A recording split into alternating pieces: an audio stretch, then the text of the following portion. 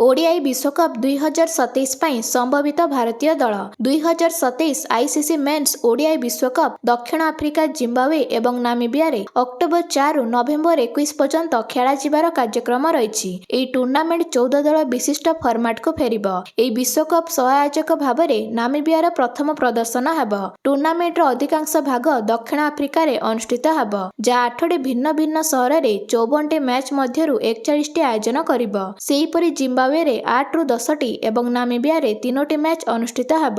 ତେବେ 2027 ଦିନିକିଆ ବିଶ୍ୱକପ ପାଇଁ ଟିମ୍ ଇଣ୍ଡିଆର ବ୍ଲୁପ୍ରିଣ୍ଟ ଅଭିଜ୍ଞ ଖେଳାଳିମାନଙ୍କ ସହ ଯୁବପିଢ଼ିଙ୍କ ମିଶ୍ରଣ କରିବା ଉପରେ ଧ୍ୟାନ ଦିଆଯାଇଛି। ଦଳରେ କେତେକ ନୂତନ ଚେହେରା ସାମିଲ ରହିଛନ୍ତି, ତା ଜାଣିବା ପୂର୍ବରୁ ଭିଡିଓଟିକୁ ଗୋଟେ ଲାଇକ୍ ଏବଂ ଚ୍ୟାନେଲକୁ ସବସ୍କ୍ରାଇବ୍ କରିଦେବେ। ତେବେ 2027 ଓଡିଆଇ ବିଶ୍ୱକପ ପାଇଁ ଭାରତର ଆଧିକାରିକ ଅଧିନାୟକଙ୍କୁ ଏପର୍ଯ୍ୟନ୍ତ ସ୍ଥାୟୀ ଭାବରେ ନିଯୁକ୍ତ କରାଯାଇନି। କିନ୍ତୁ ସୁମନ ଗିଲ୍ ଟୁର୍ଣ୍ଣାମେଣ୍ଟ ପୂର୍ବରୁ ଓଡିଆଇ ଅଧିନାୟକ ଭାବରେ କାର୍ଯ୍ୟ କରୁଛନ୍ତି, ଯେତେବେଳେ କି ଶ୍ରେୟାସ ଆୟର ଉପ ଅଧିନାୟକ ଭାବରେ ଦଳର ଦାୟିତ୍ୱ ନେଇଛନ୍ତି। ଟପ୍ ଅର୍ଡରରେ ଡାହାଣ ହାତୀ ବ୍ୟାଟର ସୁମନ ଗିଲ୍, ରୋହିତ ଶର୍ମା ଏବଂ ବିରାଟ କୋହଲି ଅଛନ୍ତି। 2023 ବିଶ୍ୱକପ ପରି 2027ରେ ମଧ୍ୟ ସୁମନ ଗିଲ୍ ଏବଂ ରୋହିତ ଶର୍ମା ଭାରତ ପକ୍ଷରୁ ଓପନିଂ କରିବାର କଡ଼ା ଦାବିଦାର ରହିଛନ୍ତି, ଯେତେବେଳେ କି ବିରାଟ କୋହଲି ନମ୍ବର 3ରେ ସେମାନଙ୍କୁ ସମର୍ଥନ କରୁଛନ୍ତି। ଅନ୍ୟପଟେ 2027 ଓଡିଆଇ ବିଶ୍ୱକପ ପାଇଁ ଇଶାନ କିଶନ ଆନୁଷ୍ଠାନିକ ଭାବରେ ଭାରତର ଦୀର୍ଘକାଳୀନ ଯୋଜନାର ଏକ ଅଂଶ।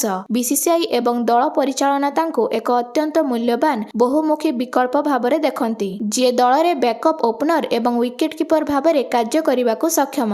ସେହିପରି ଶ୍ରେୟାସ ଆୟର ନିଜକୁ ପ୍ରମୁଖ ନମ୍ବର 4 ବ୍ୟାଟ୍ସମ୍ୟାନ୍ ଭାବରେ ଦୃଢ଼ ଭାବରେ ପ୍ରତିଷ୍ଠିତ କରିଛନ୍ତି, ଯେତେବେଳେ କି କେଏଲ୍ ରାହୁଲ ନମ୍ବର 5 କିମ୍ବା ନମ୍ବର 6 ପୋଜିସନରେ ୱିକେଟ କିପର ବ୍ୟାଟ୍ସମ୍ୟାନ୍ ଭାବରେ ଦଳ ପାଇଁ ଅପାର ସ୍ଥିରତା ଏବଂ ଅଭିଜ୍ଞତା ଆଣିଛନ୍ତି। ଏଣିକି ୱାଶିଂଟନ ସୁନ୍ଦର ଏବଂ ନୀତିଶ କୁମାର ରେଡ୍ଡି ଟିମ୍ ଇଣ୍ଡିଆ ପାଇଁ ଗୁରୁତ୍ୱପୂର୍ଣ୍ଣ ନିମ୍ନକ୍ରମ ଅଲରାଉଣ୍ଡର ଭାବରେ କାର୍ଯ୍ୟ କରନ୍ତି, ଯାହା ଦଳରେ ଅତ୍ୟନ୍ତ ଆବଶ୍ୟକ ସନ୍ତୁଳନ, ଗଭୀରତା ଏବଂ ଅମନୀୟତା ଆଣିଥାଏ। ବ୍ୟାଟ୍ ଏବଂ ବୋଲିଂ ଉଭୟରେ ଗୁରୁତ୍ୱପୂର୍ଣ୍ଣ ଅବଦାନ ଦେବାର ସେମାନଙ୍କର କ୍ଷମତା ସେମାନଙ୍କୁ 2027 ବିଶ୍ୱକପ ପୂର୍ବରୁ ସମସ୍ତ ଫର୍ମାଟରେ ଗୁରୁତ୍ୱପୂର୍ଣ୍ଣ ଖେଳାଳି ଭାବରେ ଦେଖାଯାଉଛି।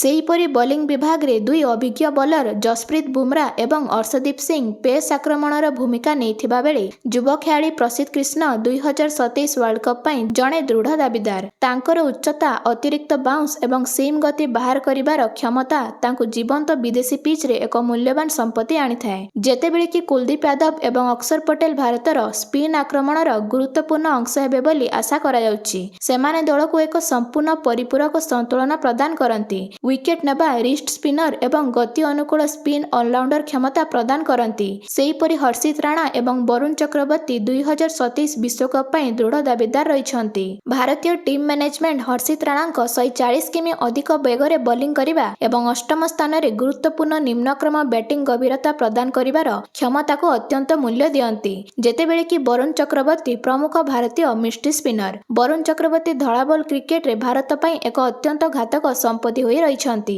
ଆଇସିସି ଟି20 ବିଶ୍ୱକପରେ ସର୍ବାଧିକ ୱିକେଟ ଦାଖଲକାରୀ ଭାବରେ ତାଙ୍କର ଐତିହାସିକ ସଫଳତା ପରେ 2027 ଓଡିଆଇ ବିଶ୍ୱକପ ପାଇଁ ତାଙ୍କୁ ଗୁରୁତ୍ୱପୂର୍ଣ୍ଣ ବୋଲର ଭାବରେ ଦେଖାଯାଏ। ସେହିପରି 15 ଜଣିଆ ଭାରତୀୟ ଦଳକୁ ଛାଡ଼ିଦେଲେ 2027 ଓଡିଆଇ ବିଶ୍ୱକପ ପାଇଁ ୟଶସ୍ୱୀ ଜୟସ୍ୱାଲ ଜଣେ ପ୍ରାଥମିକ ବ୍ୟାକଅପ୍ ଏବଂ ବିକାଶଶୀଳ ଓପନର ଭାବରେ ଦୃଢ଼ ଭାବରେ ପ୍ରତିଷ୍ଠିତ, ଯେତେବେଳେ କି 17 ବର୍ଷୀୟ ବୈଭବ ସୂର୍ଯ୍ୟବଂଶୀଙ୍କୁ ଯୁବ ଓଡିଆଇରେ ରେକର୍ଡ ଭାଙ୍ଗିବା ପ୍ରଦର୍ଶନ ଏବଂ ଦୃଢ଼ ଘରୋଇ ପ୍ରଦର୍ଶନ ପରେ ଏକ ଉଚ୍ଚ ଦୀର୍ଘକାଳୀନ ଦାବିଦାର ଭାବରେ ଦେଖାଯାଉଛି, ଯଦିଓ ସେ ବରିଷ୍ଠ ଦଳ ପାଇଁ ଏକ ୱାଇଲ୍ଡକାର୍ଡ ହୋଇ ରହିଛନ୍ତି। ସେହିପରି ଅଲରାଉଣ୍ଡର ହାର୍ଦ୍ଦିକ ପାଣ୍ଡ୍ୟା ହାମଷ୍ଟ୍ରିଙ୍ଗ ଭଳି ଅନେକ ଆଘାତ ଯୋଗୁଁ ଓଡିଆଇରୁ ବାହାରେ ଅଛନ୍ତି। ଯଦିଓ ସେ ବିଶ୍ୱକପ ପର୍ଯ୍ୟନ୍ତ ସତେଜ ଥିବେ, ତେବେ ସେ ବ୍ୟାକଅପ୍ ଖେଳାଳି ବା ମୁଖ୍ୟ ଖେଳାଳି ଭାବରେ ଚୟନ ହୋଇପାରନ୍ତି। ତେବେ ଆପଣମାନଙ୍କୁ କଣ ଲାଗୁଛି, ରୋହିତ ଶର୍ମା ଏବଂ ବିରାଟ କୋହଲି 2027 ଓଡିଆଇ ବିଶ୍ୱକପ ଜିତାଇ ପାରିବେ କି? ତାହା କମେଣ୍ଟ ମାଧ୍ୟମରେ ଜଣାନ୍ତୁ।